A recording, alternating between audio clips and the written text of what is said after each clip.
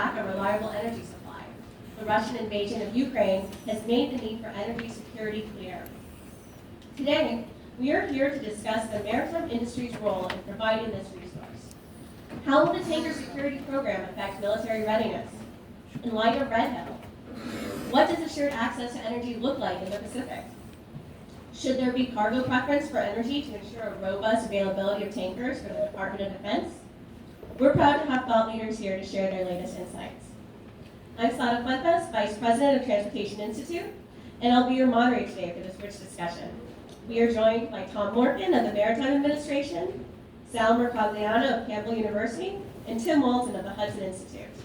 I'll give you each a brief introduction before their respective remarks.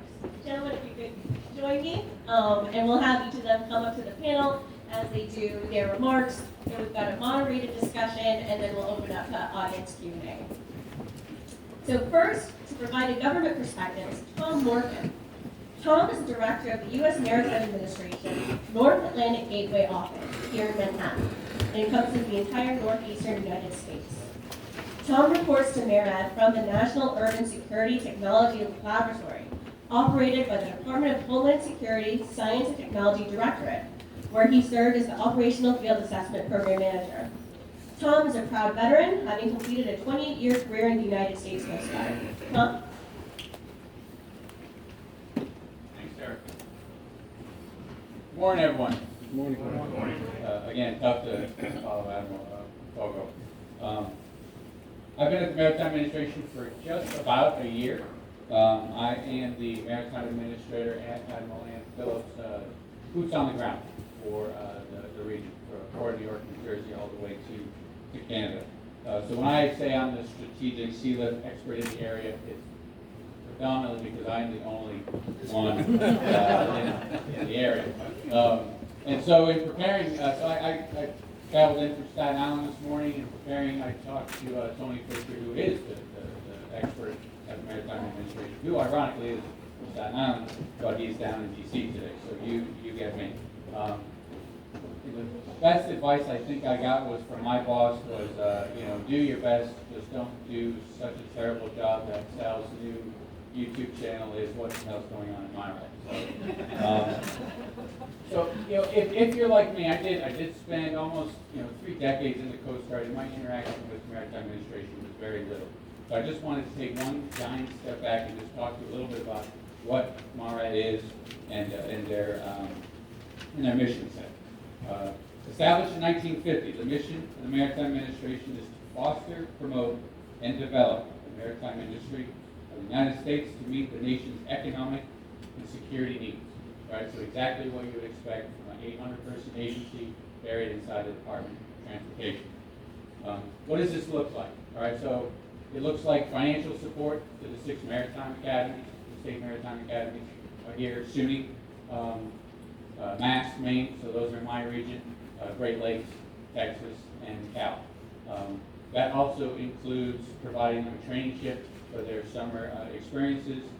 SUNY Maritime about to get the new traineeship you haven't heard about it, the NSMV, National Security Multi-Mission Vessel.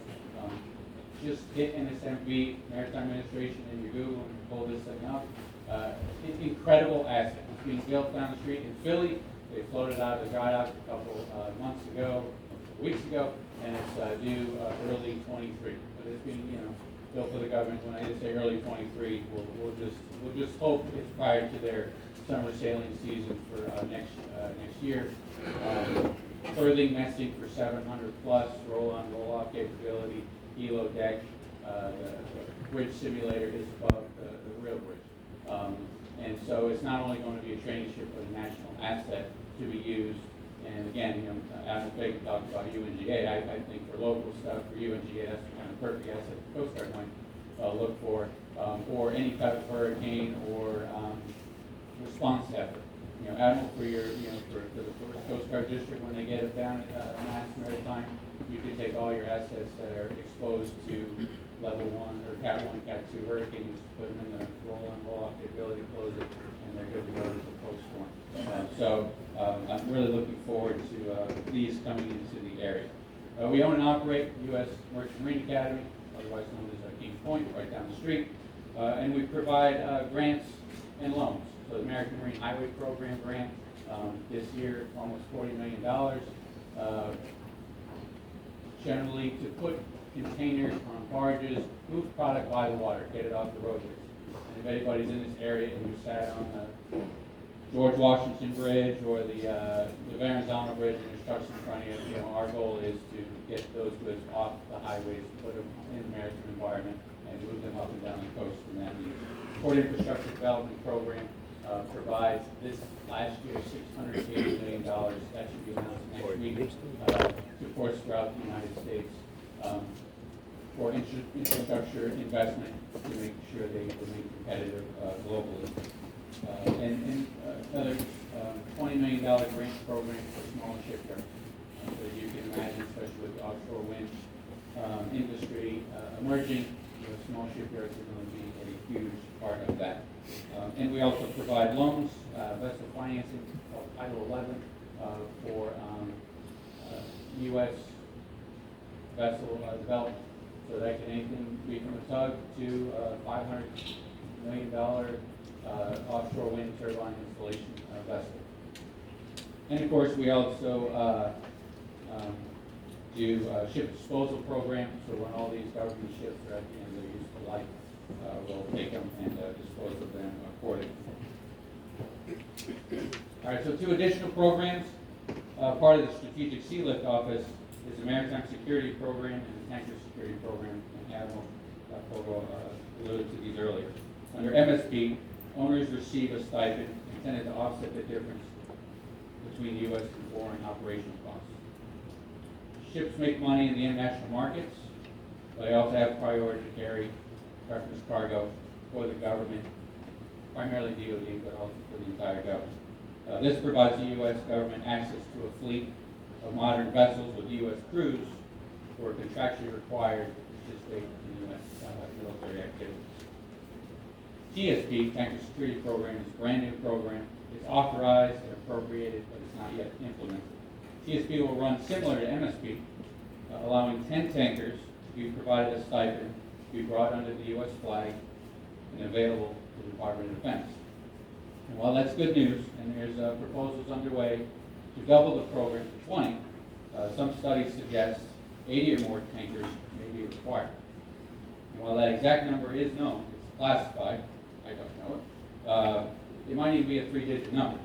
And so what isn't known is that there's enough preference cargo to support the American tanker, to support that industry, and enough American tanker officers and crew to execute that mission. That's all I know. I'm looking forward to the comments of Sal and Tim, because I know they know this in great depth, and look forward to their insight for both MSP and TSP. Thank you.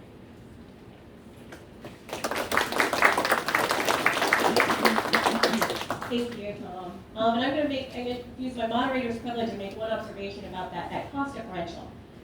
For U.S. ships flying under the U.S. flag, they have to obey all U.S. laws, including paying taxes, paying a living wage, paying salary that helps retain mariners. So that's part of the cost of that cost differential, paying taxes, complying with U.S. Coast Guard regulations. So it's not just that American ships are more expensive. There's real costs that Americans have to pay that foreign flag ships do not. All right, our next speaker is Sal Mercogliano, who I think is known to many folks here. Sal is an associate professor of history at Campbell University in North Carolina and teaches courses in world maritime history and maritime security. He is also an adjunct professor with the U.S. Merchant Marine Academy and offers a graduate level course in maritime industry policy. A former merchant mariner, he sailed and worked for the U.S. Navy's Military Sea Lift Command. His book, The Fourth Armed Defense, Sea Lift and Maritime Logistics in the Vietnam War, is available through the Naval History and Heritage Command Press. Sal is also the host of my favorite YouTube show, What's Going On with Shipping? And if you haven't seen it yet, I'm sure you will be a subscriber after hearing his remarks. Sal?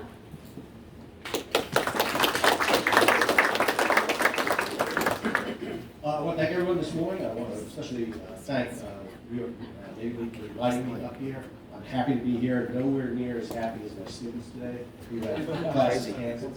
So they are ecstatic.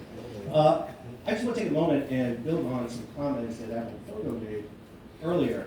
When I was a young cadet and just graduated from NYC Maritime in 1989, I was in the first World War. I have those books sitting on my desk all the time, because one of the things that got me interested in looking at the history and military logistics and commercial logistics was how we were able to perform that amazing lift of 500,000 people. 6 months. We basically did in 6 months what took almost 3 years to do in Vietnam. How did we perform that? And what I found, there wasn't a lot written about it. And so I embarked on an academic career to do that.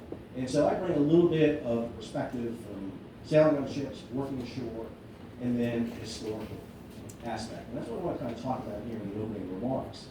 The closing of Red marks a big challenge for the United States. Admiral Fogo mentioned the attack on Pearl Harbor, right? What if on the attack on Pearl Harbor was the third wave?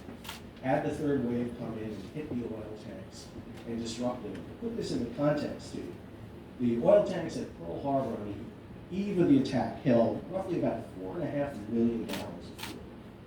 Redhead holds 250 million gallons of fuel. And when you look at what World War II involved, I'm working on an article right now that talks about the 6 ships that held the line during the first 6 months of World War II in the Pacific. And it's not the ships you're thinking of. It's not the Enterprise. It's not Lexington. It's not Saratoga. It's not the aircraft carriers.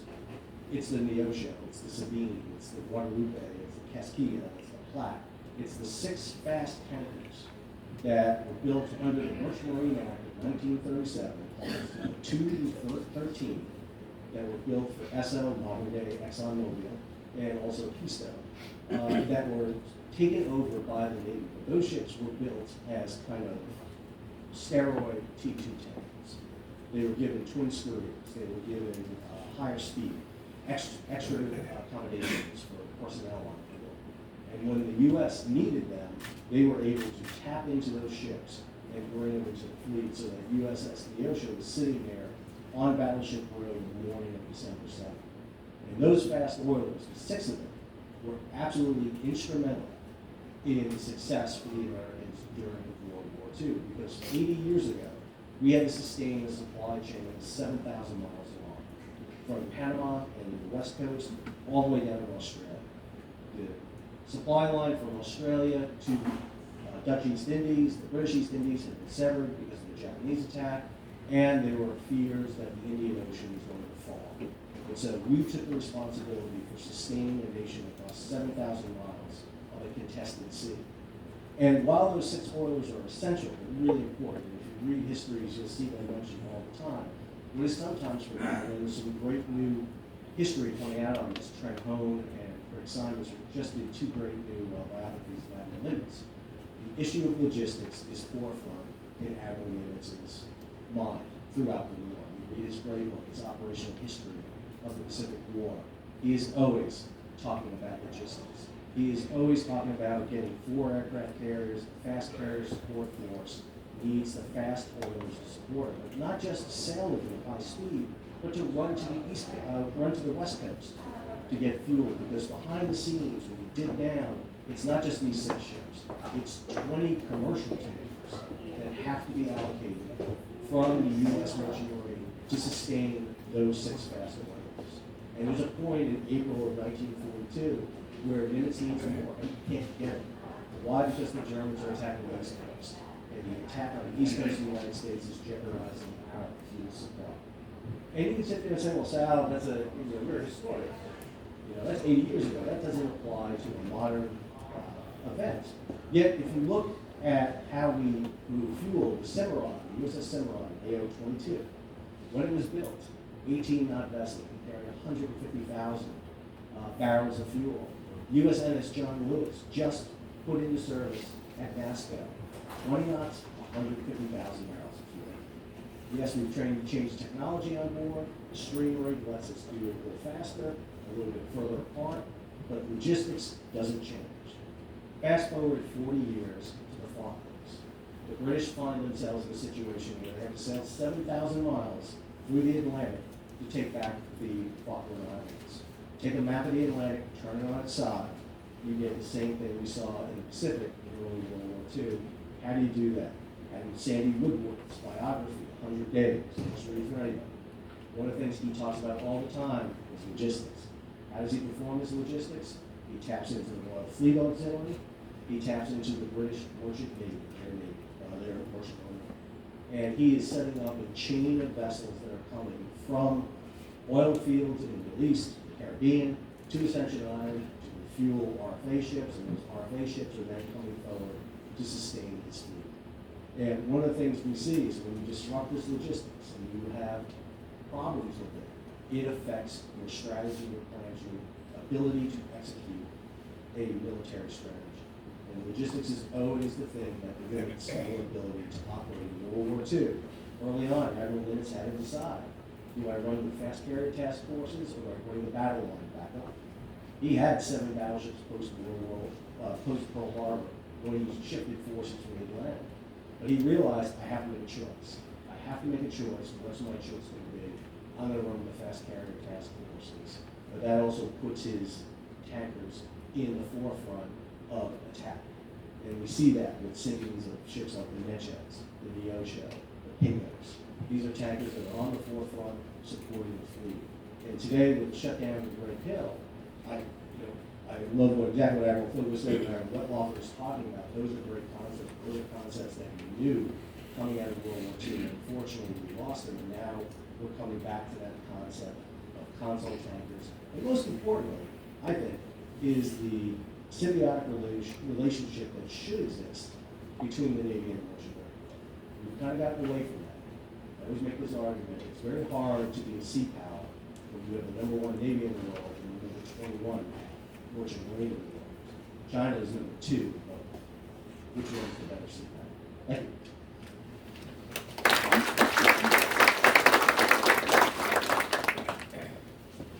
Thank you, Sal. That was a very disappointing note to end on. Very stressful. Hopefully we'll get that all solved. Our next panelist is Tim Walton of Hudson Institute. Tim is a senior fellow at the Hudson Institute supporting the work of the Center for Defense Concepts and Technology. His research and analysis focuses on the development of new operational concepts and the assessment of trends in future warfare and Indo-Pacific security dynamics. He has conducted numerous fleet architecture and logistics studies, and prior to his time in think tanks, he worked at defense and business strategy consultancies. Tim?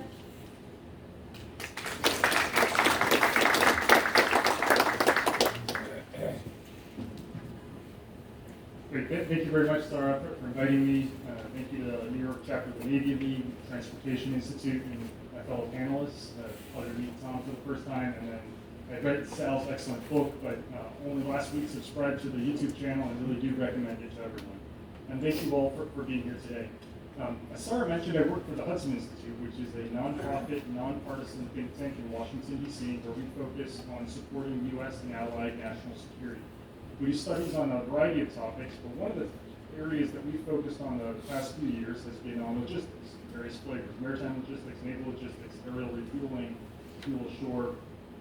And today I wanted to share, I think, some observations from these studies, some opportunities moving forward, and then more than anything, looking forward to Sarah's questions and hopefully yours as well. Over the past, I think, 4 to 5 years, there's been a growing nascent recognition within the U.S. Department of Defense regarding the major challenges the U.S. Defense Fuels Enterprise faces. Currently, it is misaligned with the operating environment in terms of the threats, and also with the demands for new concepts and ways of operating the force that the Department of Defense aspires to be able to pursue. I think there's progress being made, as Tom alluded to, but in general, I think it's too small and it's too slow to meet the Davidson window that the Admiral had spoken to earlier this morning, and other challenges that we're seeing moving forward. Many of these challenges today are the product of a series of assumptions that have been made over the past few decades, and I'm going to lay out 3. The first is that the Department of Defense can buy fuel from abroad. We have the experience in the Gulf Wars being able to basically fight a war next to a gas tank. So we can very easily buy that fuel, minimize transportation costs, and not have to ship fuel longer distances. DLA Energy's focus has been on maximizing the agility of the force, and as a working capital fund organization, it's incentivized to lower the cost that it passes on to the military services and in turn saves the taxpayers. There's some challenges associated with that assumption.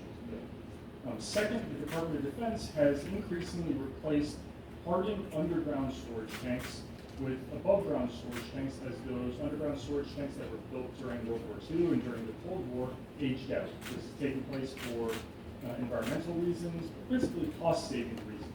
Above-ground storage tanks are significantly cheaper, in particular in terms of their procurement costs, than underground storage tanks. The challenge is, as I mentioned, they're vulnerable to attack. And then third, foreign tankers could be relied upon.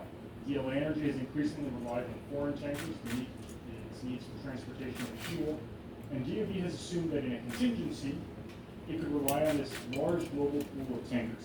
I think all three of these assumptions are faulty now. Chinese companies own or have significant influence over a growing number of foreign refineries, especially those in places like the Western Pacific where we may have interest. And they have the capability, obviously, to kinetically and non-kinetically attack them or coerce them. Fuel stores can be targeted, either hardened or not, including at very great ranges. China is now developing the capability to be able to strike en masse U.S. forces in Hawaii, Alaska, and maybe about 10, 15 years, even the East Coast in numbers. And then third, we probably can't count on foreign tankers and crews operating in contested environments, especially against a pure adversary like China, who will be able to leverage a growing national security enterprise that includes military components, but also intelligence apparatus at this point. So moving forward, there's this cognitive dissonance, I think, where the Department of Defense is interested in new concepts that espouse distribution, so forces could be harder to target. And the U.S. Navy has the distributed maritime operations concept. The U.S. Air Force speaks of agile combat employment, Marines expeditionary advanced bases, operations, so on and so forth. Yet, we don't have a logistics capability, the logistics architecture to be able to distribute. And if we can't distribute, it's likely the United States will lose a war against China in the Indo-Pacific. So moving forward, I wanted to dig in a little bit into the topic of tankers, which I think is the focus of much of our discussion today. In the maritime view. The 2016 Mobility Capabilities Requirement Study of the U.S. Transportation Command identified a requirement for 86 tankers. That same requirement was pushed forward in the 2018 report, and different Navy studies, including some that we've done, identified a requirement for about 15 to 20 consolidated logistics or console tankers. So if we add 86 plus 15, we get a number of around 100, which is the unclassified number that's oftentimes used in discussions as to the tanker requirement. So there's a need for about 100 tankers before attrition. And today, DoD has access to about 8 U.S. flag tankers that are not in the domestic fleet that it could call upon in a conflict. So there's this major gap. DoD doesn't have enough tankers to support its Navy ships using these console transfers at sea, much less meeting the Joint Force Strategic Sea Lift requirements. In 2019, 2018, we conducted a series of studies that helped inform some previous work with Department of Defense, the Maritime Administration on the TSP program. But I think looking at the current structure of the TSP, and I know it's a pilot and may evolve in time, it faces a few problems. First, it's probably too small. Even if we moved it up to 20 tankers, it's not enough. Second, there's not enough preference cargo to scale at the current level of the stipend. So something's going to have to change here in the program because the current stipend really doesn't match or approach the operating differential, and there isn't enough preference cargo. And then third, there are the challenges with mariners, and I'm looking forward to the discussion this afternoon on that topic. So as we consider options of what to do, the Hudson Institute will working on a study that will come out later this year or early next year on the topic of bulk fuel source and storage and distribution with some viable implementable actions that the Department of Defense and the Maritime Administration, perhaps with congressional support, can pursue in the near term. And I'd focus on 3 concrete recommendations that I think are very doable. But the first is to source a greater proportion of U.S. Department of Defense military fuel from U.S. rather than foreign refineries. Our modeling suggests that the Defense Logistics Agency, Energy, can ship about 13 million barrels per year of outside the continental U.S. tanker-delivered fuel and 25% of the OCONUS pipeline-delivered fuel from foreign refineries to U.S. refineries, and this can be done in a way that's not either politically or economically problematic to U.S. refineries, and it doesn't require any legislation. DLA Energy can simply do this. And now that the U.S. Transportation Command is the executive agent for bulk fuels, it's an opportunity for, I think, Transcom to better align the military imperatives of what we need with the business imperatives of how we run DoD. The second opportunity is to field a mix of storage solutions. Our modeling suggests you do need storage ashore. You can't really rely on having tankers as your sole storage location for a number of different reasons. And there needs to be a mix. So we need hardened underground storage tanks with interstitial monitoring that are environmentally safe, but can reduce the level of effectiveness of adversary attacks. But these tanks will have to be smaller because hardened underground storage tanks are expensive to build. We also need some complementary commercially owned, commercially operated storage solutions to pursue. Instead of the government spending money on government-owned, government-operated storage tanks, above-ground storage tanks, which is what it's currently doing today. And then third, we need to gain assured access to more U.S. flag tankers and over-the-shore distribution and reconstitution capabilities.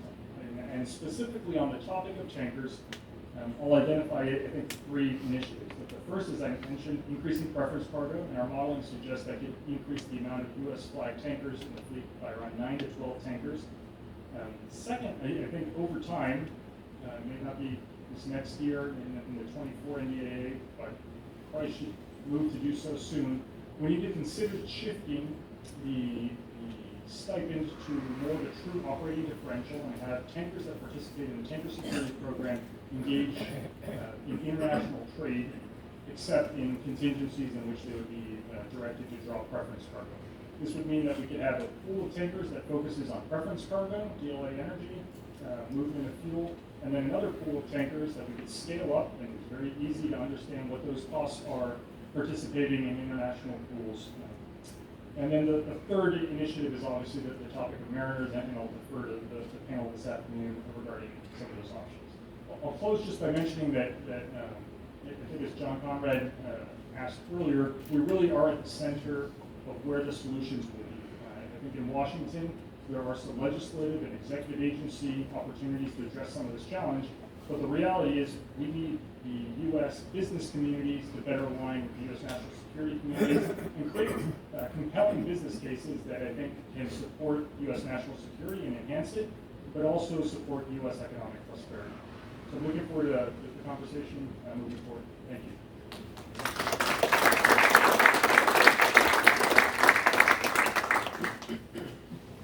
Thank you so much, Tim.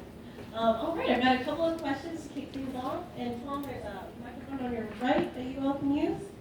And thank you to all the panelists for some really great opening remarks. We've got a wide breadth of experience and point of view that I think will lead to a really rich discussion. So my first question is for the entire panel. How has the Russian invasion of Ukraine highlighted the importance of assured access to energy? What are some lessons learned there?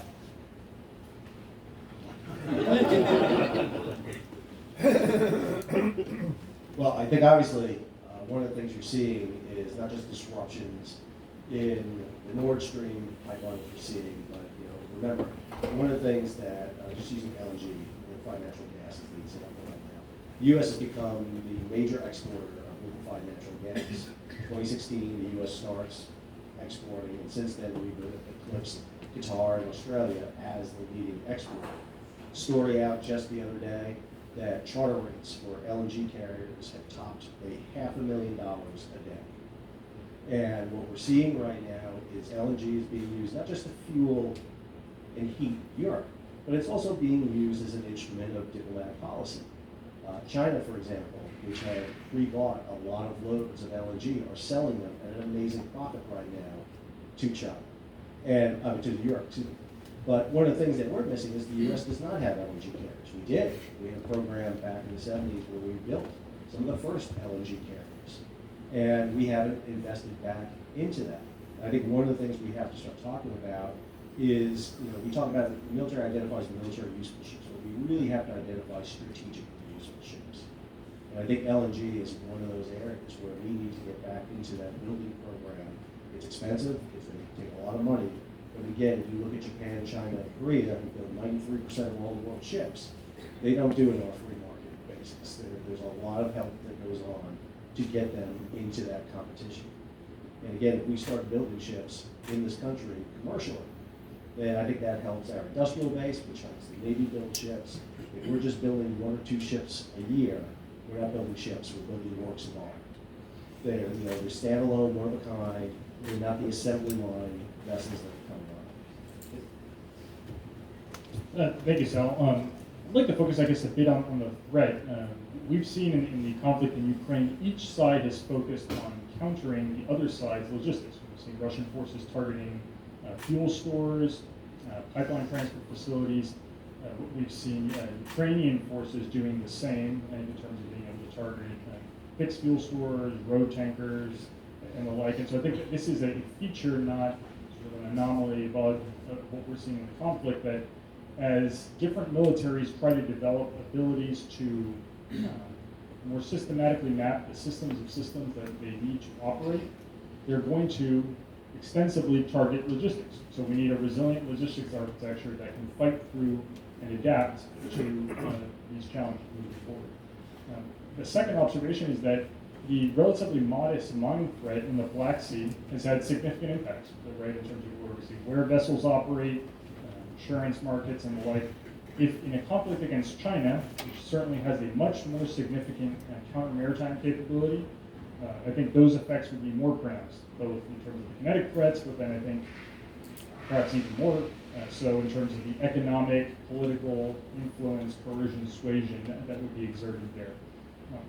I'll close by mentioning that the People's Liberation Army explicitly focuses on targeting logistics. Right? They have the systems destruction approach to warfare, the active strategic counterattack on exterior lines doctrine that focuses on logistics. And so the previous assumptions that we've had in the Department of Defense regarding not accounting for attrition, not assuming a contested environment, need to change, and DoD, I think, needs to start to field some of the capabilities so that the U.S. Merchant Marine has what they need to operate in those contested areas. Thank you. Thank you all. Again, for the entire panel, how has the loss of Red Hill affected your own thinking about energy needs in the Pacific? Have you seen it affect the thinking of our military leaders? I'll at least start. The other thing I probably failed to mention is in preparation for today, I was told, don't worry, there's no amount of preparation that will make you the smartest person on stage. You're going to be way outclassed, and I think we've already been demonstrated. I think, in fact, I've already heard Sal from his channel, agree to this, but closure of Red Hill was the right thing to do. I served down at Lejeune for 3 years with the Coast Guard, and even at Naval Station Roosevelt Rose, which the Navy used to routinely along VA basin. And I know we've had these Department of Defense challenges and lessons learned over the years. So the decision when they found out that there was pollution in the water source was the right thing to do. I don't think anyone's challenging and questioning that. It just now introduces at the same time while the tanker security program is trying to get off the ground what is going to be the down-run impacts of the needs now for additional vessels potentially to support that program. And then everything Tim concluded with is, during times of non-contingency, is there enough business to keep those companies, viable and ideally profitable? We would like to have a program where folks are coming to us because they want to be a part of it, because they see that it's a solid business model. And I would imagine, the loss of Red Hill will impact the TSP program, or at least what it's designed, the problem it's designed to solve.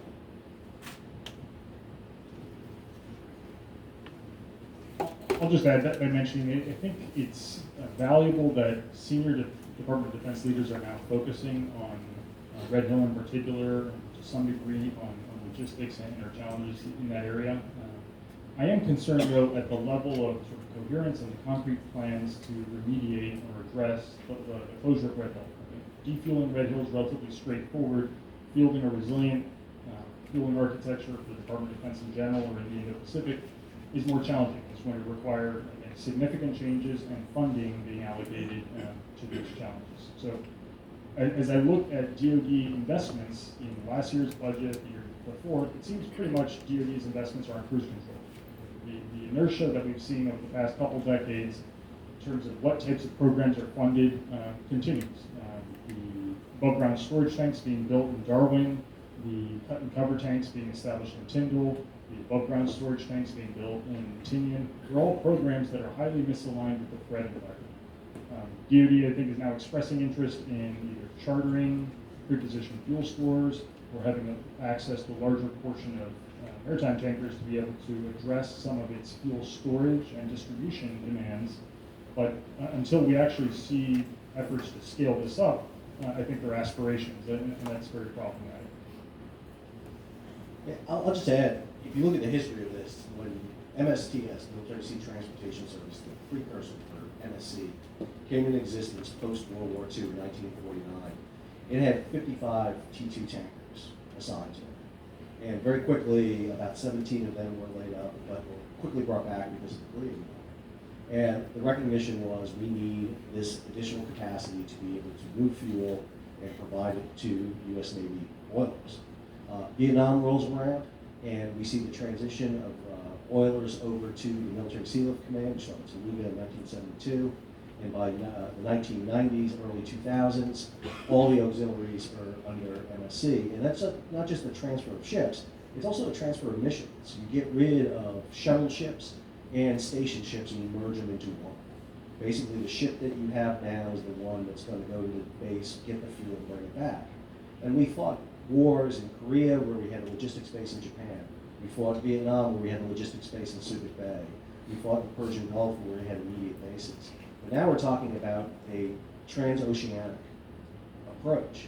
And one of the things we're missing then is that gap to fill it. Right now, at the beginning of the Persian Gulf War, we had 25 commercial tankers under charter. Today we have 5. And we're looking at threats not just in the Pacific, but in the Atlantic.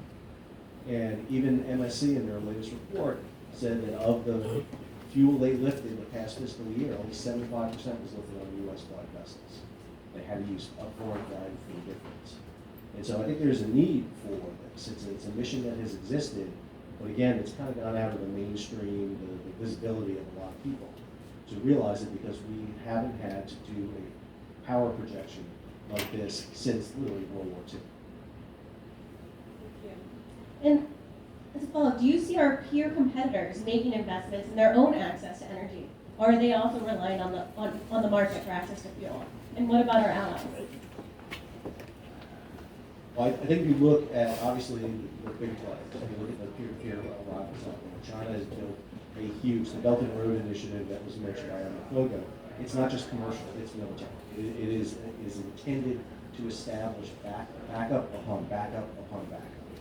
And that's something that China's always doing. They have access to be able to tap into resources around the world all the time. Russia is an energy powerhouse. It just is. It's that ability to do it. It's one of the things that we're trying to impose sanctions on them now, but we see them basically getting around. And so, I mean, obviously an energy strategy is a very important element. And I think as Tim mentioned earlier, we can do a strategy where we get fuel and energy from overseas, but there's always that potential that will be shut out to us, as happened in 1970s with OPEC when they shut us out. And all of a sudden, we had to bring fuel, which we were bringing from the Middle East to Vietnam. We now had to truck it all the way from the Caribbean over, and that changed the logistics element right there. We had to tap in, fortunately, we had a reservoir of ships we could use. But again, we're not in that position today. The last commercial tanker in this country was built in the 2010s. And we haven't built anyone since the Eco tankers at NASCA. I mentioned looking at China. China is very much focused on energy security, right? The discussions in the early 2000s of the Malacca dilemma gave Trump's high degree of focus on Central Military Commission leadership as to what to do about this. And so they have about a 1-year stockpile of petroleum. They have a pretty robust stockpile of refined products. And then in terms of tankers, right, they have a sizable tanker fleet that they own and operate, and then their influence in terms of commercial financing of other elements, effective control of other elements of tankers in other countries is pretty significant as well. In terms of allies and partners, other countries, I think it's a mixed bag. As we look at some U.S. allies, there's growing recognition that abiding by Energy Information Agency guidelines of level of fuel stores and product or petroleum in the country is valuable, and many countries I think are making progress towards that. But there hasn't really been the major investments in logistics to either enhance the robustness of many of their logistics architectures in many ways, or decrease their reliance on the U.S. being a net provider of logistics to them. So the U.S. in most scenarios will continue to be the provider of military logistics forces to any allies and partners in the conflict. I will mention we have done work for a pair of U.S. allies in the past looking at logistics architectures, and I think there's a whole set of low-cost, high operational utility investments that you can make in terms of cross-linking fuel tanks, also in terms of being able to bundle fuel buys, bulk fuel buys, so that GLA Energy, for instance, could buy fuel for some U.S. allies and for the U.S. at locations where we're co-located, and get those economies of scale so we could drive down transportation costs and lower costs of the product itself. So I think there are opportunities to continue to advance this. Any perspective from Mayrad? I'm sure you guys are in dialogue with our allies. No, I don't have any level of detail any higher, certainly any higher than past. I think it's obvious to everyone in the room that we're behind that curve, right? If we're going to remain, viable to bring that fight away from our shores, we're going to need a fleet able to do so, and it's both the MSP and TSP. I know we're focusing a lot on the TSP program, but it's both, and both are the ones that are just coming off the ground right now, and the MSP program is struggling. When you look at larger superpowers that we're considering having a conflict with, we have nowhere near invested the same way as those countries. And as we start to look at solutions, Tim and Sal, what are some assumptions that our decision makers have about the maritime industry that you would like to correct or make sure that they knew? Well, I think number one, just getting the information out and being able to understand. I think that one of the things the supply chain crisis did more than anything else was raise the level of recognition that, listen, ocean shipping doesn't just affect LA, Long Beach, and New York, New Jersey. It affects Iowa, it affects Indiana, it affects everybody. And having a secure supply chain, which has a redundancy with American shipping and American contingency, is an important element to have. And again, we slowly kind of dismantled a lot of the elements that created the maritime industry. We talk about the 3 legs that it's built on. There used to be 20 legs, and now they've been knocked down one at a time. And this becomes a really important element. We saw this with the crisis regarding the Colonial Pipeline. Why are there less Jones Act tankers than there were 30, 40 years ago? It's not because of the Jones Act, it's because the interstate pipeline system. You just don't need them. You have to take tankers to Florida, you gotta take them up to New York, New Jersey, and you gotta bring them up to New England, because New York will not let a pipeline go into New England. It's all about the Patriots. We know that's what it is about. But I think it's that kind of recognition to get that information out there. And most importantly, to counter those who are opposing this. Because there is a large local group out there who continually will sit there and say our solution is with foreign-built, foreign flag, foreign crewed vessels, which may be fine to stock Walmart and Target.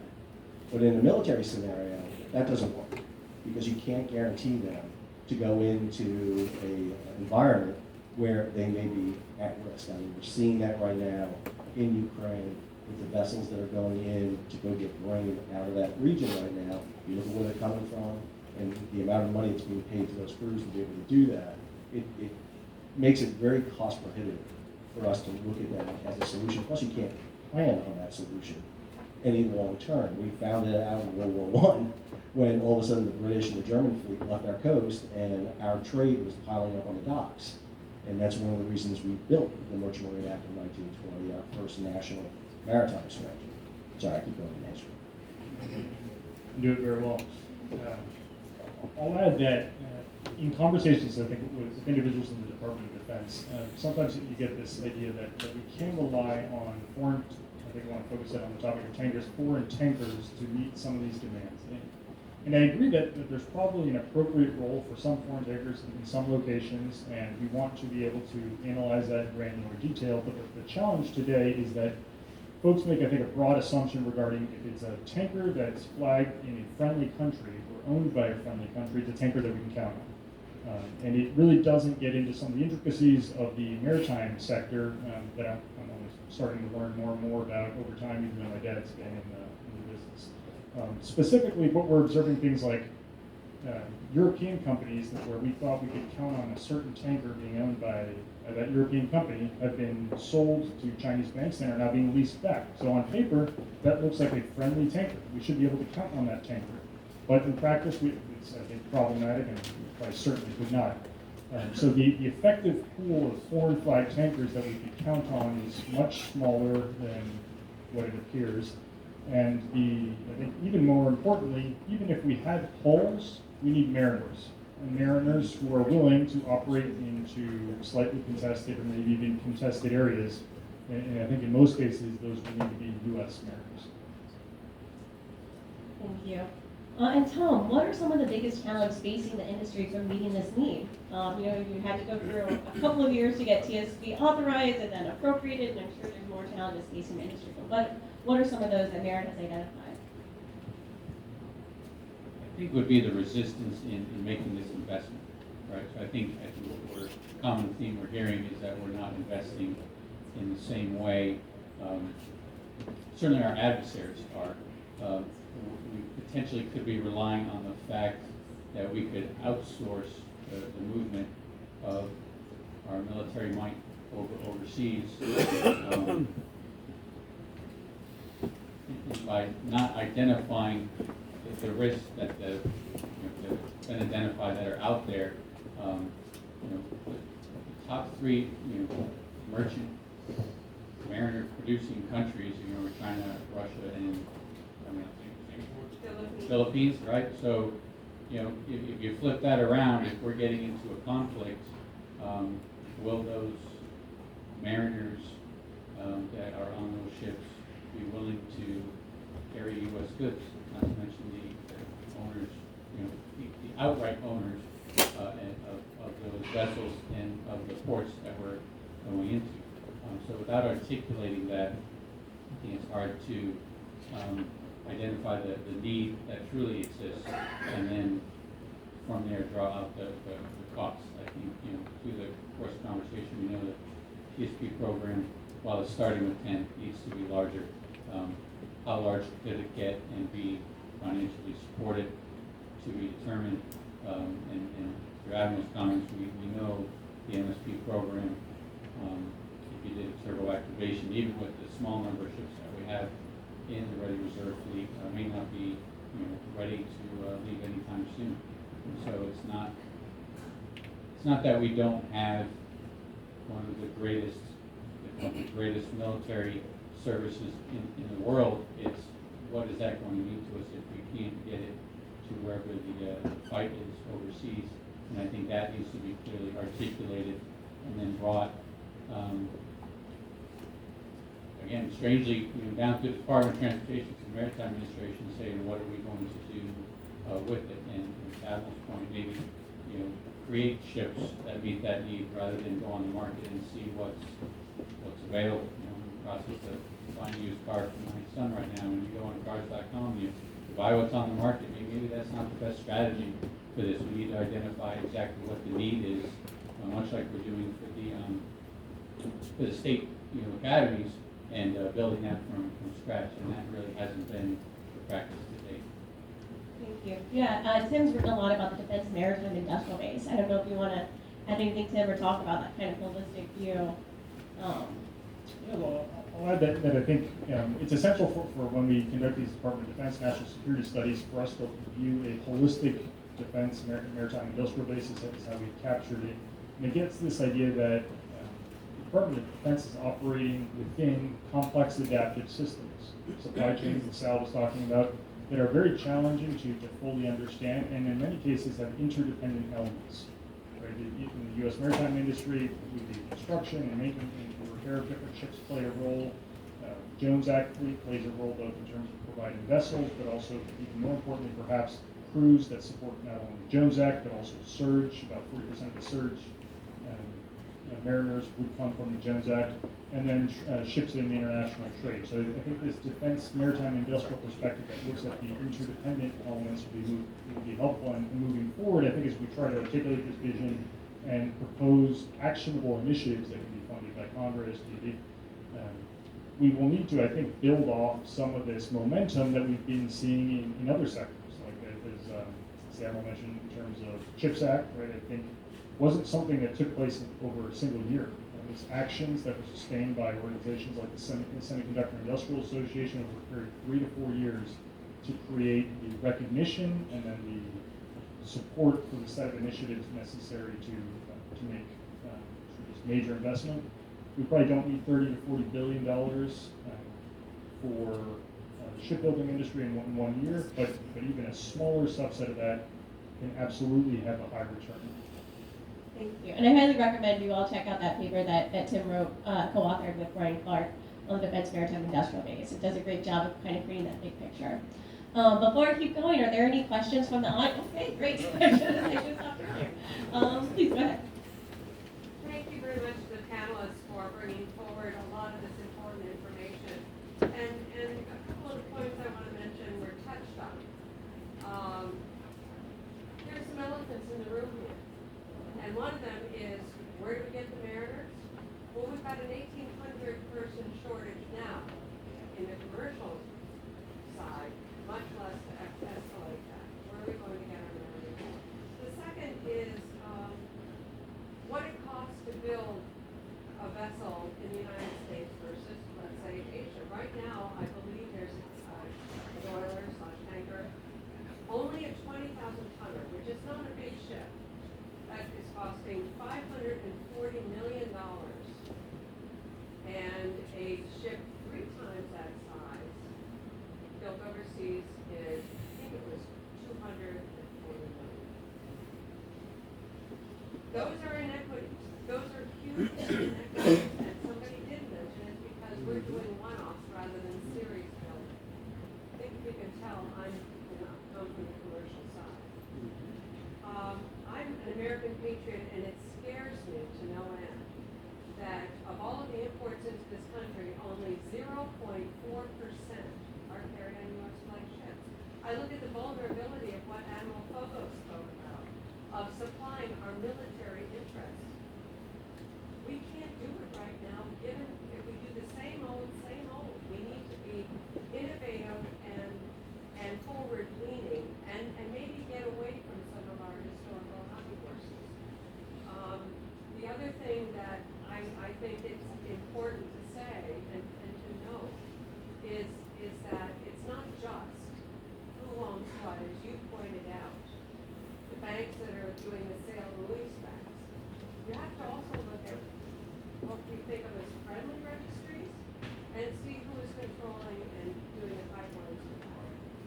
There is an estimate that 65% of the world's commercial tonnage, it has the Chinese have visibility into either through their own flags or through a couple of other ways. So we are vulnerable as a nation. Thank you. Does anyone on the panel want to respond? I'll just add one thing. Again, I think one of the things we have to do is not throw money at the problem, because that's what the knee-jerk reaction is when we bring back construction and operational differential subsidies, and that solves the problem. I think we've got to be much more innovative. We have to think about how do we finance these vessels? What needs to be done? How do we make it enticing for someone to want to invest in shipping in the United States? Because they're not doing it now because they don't see the return on it now. They'd rather go into SpaceX. You know, I always argue that Malcolm McLean came up with IdealX long before Musk came up with SpaceX.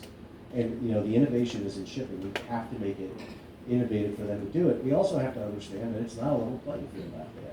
China, between 2010 and 2018, invested $132 billion of their government money that we know about into their shipbuilding program. Under Title 11 in that same time, we invested $77 million, not billion, million. So, again, it's very difficult to do that. And you know, sometimes I think what we need to do is raise that visibility. And what do we need to do? Talk to the cargo carriers, talk to the shippers, and find out what do we need to do to get it happening. Because again, 2017, Maersk got hit by the Nokia virus, knocked them out for almost a month.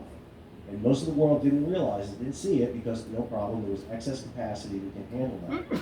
You had something like that happen today, with capacity being what it was, but more importantly, just a few years ago, it would have destroyed parts of the economy. And I think we need to realize that what happens tomorrow if China says Costco is going to stop selling to the United States? What does that economically do to the United States? That's an economic leverage they have, which we don't have. Lou? Thank you to the panel.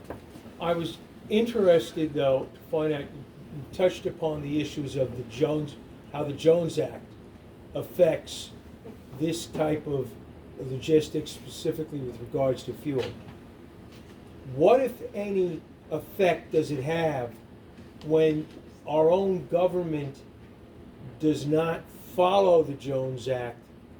And I'm thinking more specifically about a recent supply mission to relief to Puerto Rico with fuel, where waivers were granted in what appears, based on the evidence at hand now, in violation of the Jones Act. How can you develop this enthusiasm for logistics? At the same time, it would appear that our own government does not seem to support it. What, if any, thoughts does anybody have on that? I'll jump in first. Number one, I think that DOD has to be more vocal in discussing these issues and being willing to sit there and say that we need more domestic U.S. tankers, especially now with Red Hill being done, which means you're going to have to flow fuel more often between the West Coast and Hawaii and Guam and other forward bases. I also think the voluntary tanker program was great, but I think we need to do one for the Jones Act in a way. Because the biggest problem Jones Act tankers have is they get laid up. They get laid up, they go on a cold layup, and they're there for 2-3 weeks. It takes a long time to bring them back out. If they had an opportunity to put them into a reserve layup, kind of like we do with the RRF, and get some funding to do it, keep a crew on there, they're available, and they can be activated in a short amount of time to do a lift so that when a hurricane hits, this is done. I go back to the issue with that tanker, is the visibility. I think there was just not enough local opposition, and unfortunately the media hijacked that story, and it became an issue. If you oppose this, you are hurting people in Puerto Rico, even though it had nothing to do with that. I'll just briefly add, Luke, Jones Act tankers can certainly play a role backfilling. Or I guess they could play an operational role, meeting different contingency requirements, and they could be backfilled to some degree. We also want to ensure, though, that we create an operational architecture that doesn't harm the U.S. economy while we're trying to meet those overseas defense requirements.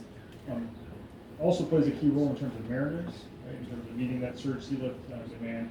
But and then in terms of shipbuilding, where we actually conducted a study that found that it's pretty interesting, to some degree at the tier 1, but mostly at tier 2, 3 levels of suppliers, interaction between commercial shipyards or shipyards that do dual work and government-only focused shipyards. And basically, if we didn't have the Jones Act, many of the yards that the U.S. government, the U.S. Army, the U.S. Coast Guard, U.S. Navy rely on for building smaller vessels, I think would not be in business. And so I think it's a symbiotic relationship there.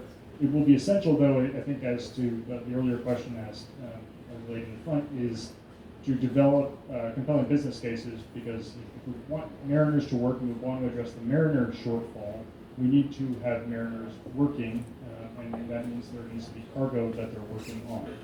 instead of just providing a stipend or providing some sort of continued surge program, because the current surge-focused architecture of strategic sea lift is failing. Right? We don't have the mariners, and the ships are in poor condition. So we need to shift to a new model that relies to a greater degree on the commercial maritime industry. And I think that can be less expensive, but it also provides, I think, these positive synergies between defense and economy. Thank you. Mr. Conrad? Thank you. Yes, we're talking, tankers and mariners. I happen to be a mariner who worked on tankers. When the Navy really looks at offense, my role as a tanker captain is all defense. And we look at the pipeline issues of Nord Stream and the Colonial. Those are failures to defend. Those pipelines are very difficult to defend. But when we step onto tankers, and I've worked on tankers, have a world's record for drilling into the largest LNG deposit, or not liquid, but gas, and wrote the book on the Deepwater Horizon. Defense wins championships. As a tankerman, you get the oil, you get the gas permeating into your boiler suit. You go to sleep at night and you have nightmares because you can't get that gas out of here. You smell the gas in your nightmares and you catch fire. So for me, the question is, how do we defend our existing fleet? We have the pre-positioning fleet in Guam. It doesn't have the air defense. The Navy does not have the destroyers to defend the convoys. A tanker only goes 10 knots. I'm happy to go into the evolution outside of Hawaii, like Amofogo said, but we're going to fall behind those carrier groups when they get deployed. I want ocean salvage tugs. I want fireboats in port that can put out the fire on my ship. I want local fire departments in Hawaii and Puerto Rico and San Diego to have that ability to help me with the fire. This is why we love the Coast Guard. When we talk about Red Hill, it's in a mountain for defensive measures. Are we talking about the defense, the mine clearers, the salvage tugs, the fireboats? Thank you. Thank you. All right, I'm getting the hook. My apologies to the audience, but I think our panelists are going to be with us all day, so hopefully you can order them at lunch. Did you all have any final thoughts that you want to share? I guess you've run a lot out of me. I guess just the last one, because I would not be a good maritime administration employee if I didn't at once mention the Jones Act, and there was a Jones Act question. But at the end of the day, we need to practice like we fight, and I'm so glad we got to follow Admiral Fogel's presentation because we saw it on the screen, and I don't know if they're there right now. You're going to have to rely on the U.S. merchant mariner above all else to bring the fight overseas. We have the capability of starting a war. Absolutely. I don't know if we have that same capability of sustaining 6 months or longer engagement. And for that, you need the merchant marine. And probably at the end of the day, we'll hit some of the other challenges facing that whole community. Thank you. Thank you very much to our panel.